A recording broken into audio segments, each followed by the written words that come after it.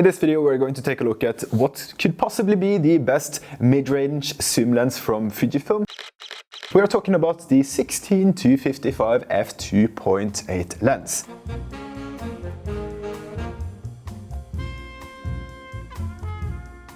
I'll show you examples of what I use this lens for, which is basically everything. If you don't want to fork out the money for this lens because it's quite expensive, I'll give you a few nice alternatives at the end of the video, so stay tuned. But let's first talk about the techie stuff of the lens itself.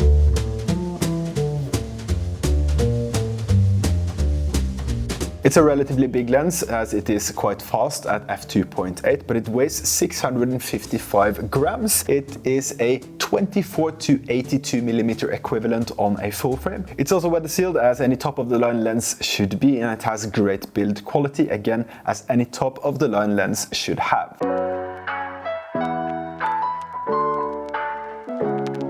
It's great for filming, and if I didn't use my Viltrox 13mm f1.4 that I'm filming on right here, I would use this lens. It can also be used for vlogging as it is wide enough at 16mm or 24mm equivalent on a full frame. It is great for almost all types of photography. I use it for street photography, but I also bring it with me for client work such as portraits and stuff like that. I also use this lens for filming or capturing time lapses that I sell online as stock footage and use in my videos as B-roll. A good starting lens if you can afford to fork out the money.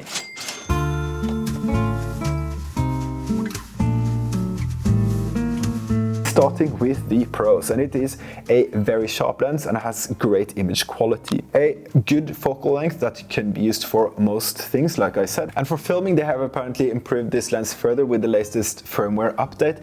That means that when you zoom in, it focuses or autofocus on your subject. So it zooms or it autofocuses better when you zoom in on your subject. I think that would be a good selling point for video creators. I haven't really tested that yet, but I'm looking forward to trying that out. And of course, it's also weather sealed for peace of mind when you are, let's say, out in a snowstorm or when it rains heavily and stuff like that, or it's very cold. This is on the bigger and bulkier side of the Fuji lenses, and I don't like that. I prefer to travel as light as possible. This is also quite expensive at $1,150, I think it is, up here in good old Norway. That may be more affordable, let's say, if you are in the US, something like that. But the reason I'm keeping this is because of this new video feature where it allegedly focuses better as you zoom in on a subject. I think that's really interesting, and I'm looking forward to trying that. And those are basically the cons that I could think of right off the top of my head.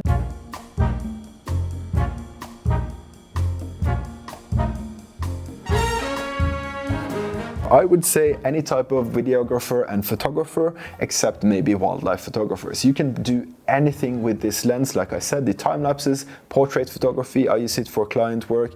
I have done product photos with it, and I use it for vlogging and filming B-roll. If I could have one lens, I think this would probably be it. If you can afford it, always go for the premium glass. But if you can't, here are a few good.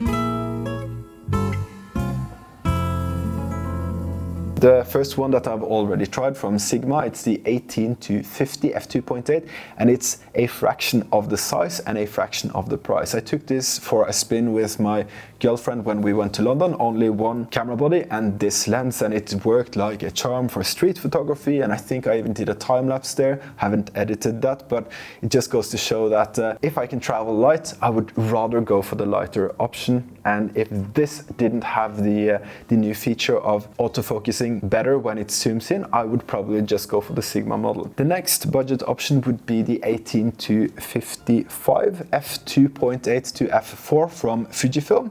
That's half price and half the size of this one. It's a little bit slower at f4.0 when you are zoomed in, but that's also a very sharp lens, as I've heard from other Fuji users. If you can't afford this and you want to travel light, those two would be options to check out. Links to everything will be down below.